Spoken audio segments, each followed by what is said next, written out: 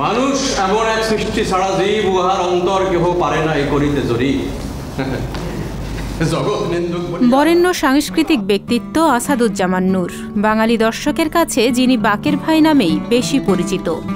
৯০ দশকে নন্দিত কথা সাহিত্যিক হুমায়ুন আহমেদের কোথাও কেউ নেই নাটকে বাকের ভাই চরিত্রে অভিনয় করে আসাদুজ্জামান নূর ব্যাপক জনপ্রিয়তা লাভ করে।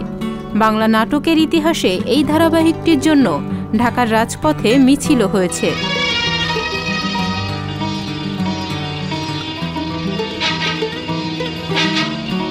১৯৪৬ সালের ৩১ অক্টোবর নীলফামারীতে আসাদুজ্জামান নূরের জন্ম।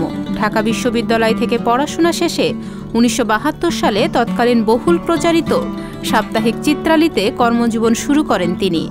এর ১ বছর পর ছাপাখানায় ম্যানেজার হিসেবে দায়িত্ব নেন। ১৯৭৪ সালে সোভিয়েত ইউনিয়ন দূতাবাসে প্রেস রিলেশন অফিসার হিসেবে যোগদান করেন। এই পৃথিবীতে দুইটা জিনিস আছে, একটার নাম জয় আর একটার নাম পরাজয়। আমরা সবাই শুধু জয় চাই।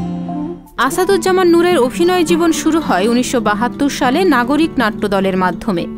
এই দলের ১৫টি নাটকে তিনি ৬ শতাধিক অভিনয় করেছেন। একই সঙ্গে টেলিভিশন ও সিনেমায় অভিনয়ের মধ্য দিয়ে মুগ্ধ করেছেন দর্শকদের। এদের সঙ্গে এমন কঠিন আচরণ করা ঠিক না, শিশুরা বড়দের দেখে শিখে। টেলিভিশনে তার উল্লেখযোগ্য কাজের মধ্যে রয়েছে এই সব দিনরাত্রি, অয়ময়, কোথাও কেউ নেই, আজ রবিবার ও সমুদ্র বিলাস প্রাইভেট লিমিটেড। রেডিওতে প্রচারিত তার নাটকের সংখ্যা অর্ধশতাধিক। টেলিভিশনের পাশাপাশি তিনি চলচ্চিত্রেও অভিনয় করেছেন। তার অভিনীত উল্লেখযোগ্য চলচ্চিত্র হল শঙ্খনীল কারাগার ও আগুনের পরশমণি। রিক্সা ঠিক করে দিয়ে আসি। মেয়ে ছেলে সব পারে, রিক্সা ঠিক করতে পারে না। কারেক্ট। আসাদুজ্জামান নূর ১৯৪৩ সালে তৎকালীন পূর্ব পাকিস্তান ছাত্র ইউনিয়নে যোগদানের মাধ্যমে রাজনীতিতে যোগদান করেন। ১৯৭১ সালে মহান মুক্তিযুদ্ধে সক্রিয়ভাবে অংশগ্রহণ করেছেন তিনি। দেশ স্বাধীনের পর যোগ দেন কমিউনিস্ট পার্টিতে। এরপর দীর্ঘদিন প্রত্যক্ষ রাজনীতি থেকে নিজেকে বিরত রেখে সংস্কৃতি কর্মী হিসেবে বিভিন্ন আন্দোলনে সক্রিয় থেকেছেন।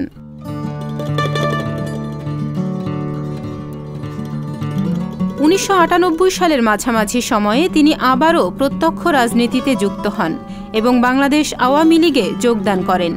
ওই দলের রাজনীতির সঙ্গে যুক্ত থেকে পরপর ৪ বার জাতীয় সংসদ নির্বাচনে বিজয়ী হয়েছেন তিনি। এমনকি সংস্কৃতিমন্ত্রী হিসেবেও দায়িত্ব পালন করেছেন।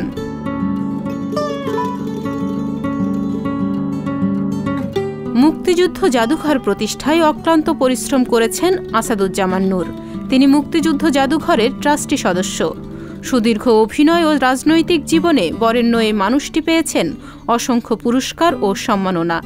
এর মধ্যে উল্লেখযোগ্য ২০০৬ সালে শহীদ মুনীর চৌধুরী পুরস্কার ও বাংলা একাডেমি ফেলোশিপ।